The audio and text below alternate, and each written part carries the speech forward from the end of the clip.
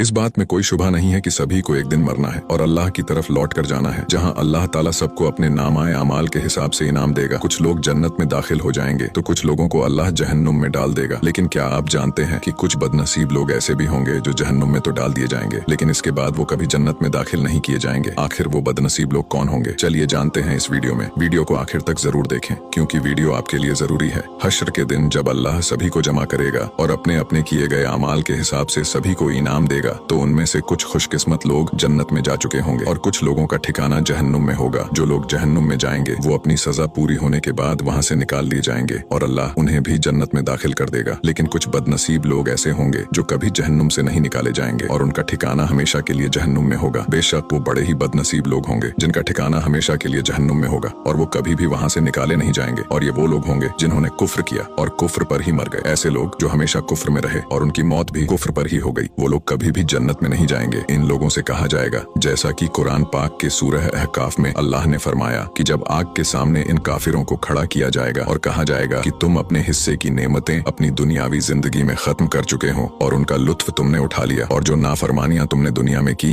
उसके बदले तुम्हें आज जिल्लत का अजाब दिया जाएगा। शिर्क करने वालों पर जन्नत हराम है। अल्लाह के साथ किसी को शरीक ठहराना बहुत बड़ा जुल्म और बदतरीन गुनाह है। ये एक ऐसा खौफनाक गुनाह है कि जो शख्स इसे करता रहा और इसी हालत में मर गया और इसी हाल में अल्लाह की बारगाह में पेश हुआ, तो उसका ये अजीम गुनाह उसे सीधा जहन्नुम में लेकर जाएगा और वो हमेशा के लिए इसमें तड़पता रहेगा। कुरान पाक में अल्लाह ताला फरमाता है कि अल्लाह सिर्फ शिर्क को ही माफ नहीं करता, इसके सिवा दूसरे जिस कदर गुनाह है वो जिसके लिए चाहता है माफ कर देता है। अल्लाह के साथ जिसने किसी और को शरीक ठहराया उसने बहुत ही बड़ा झूठ तस्लीम किया और बहुत ही सख्त गुनाह में पड़ गया। वही एक और जगह अल्लाह कुरान में फरमाता है कि जिसने अल्लाह के साथ किसी को शरीक ठहराया उस पर अल्लाह ने जन्नत हराम कर दी और उसका ठिकाना जहन्नुम है और ऐसे जालिमों का कोई मददगार नहीं। शिर्क के अलावा और जो बहुत बड़ा गुनाह है उनमें एक है कि किसी मोमिन को जानबूझकर कत्ल कर देना। इसके मुतल्लिक अल्लाह कुरान में फरमाता है कि जो शख्स किसी मोमिन को जानबूझकर कत्ल करे तो उसकी सजा जहन्नुम है जिसमें वो हमेशा रहेगा। उस पर अल्लाह का गजब और लानत है और अल्लाह ने उसके लिए सख्त अजाब मुहैया कर रखा है। एक और गुनाह जो बहुत बड़े गुनाह में शामिल है वो है सूद खाना। इसको लेकर अल्लाह ने कुरान पाक में फरमाया कि जो लोग सूद खाते हैं उनका हाल उस आदमी की तरह होता है जिसे शैतान ने छूकर बावला कर दिया हो और उस हालत में उनके मुब्तिला होने की वजह ये है कि वो कहते हैं तिजारत भी तो सूद ही जैसी होती है। हालांकि तिजारत को अल्लाह ने हलाल करार दिया है और सूद को हराम। लिहाजा जिस शख्स को उसके रब की तरफ से ये नसीहत पहुंचे और वो सूदखोरी से बाज आ जाए तो जो कुछ वो खा चुका उसका मामला अल्लाह के हवाले है और जो इस हरकत के बाद भी फिर से वही हरकत करे वो जहन्नुमी है जहां वो हमेशा रहेगा। एक गुनाह और है जो बड़े गुनाह में शामिल है और वो है गुरूर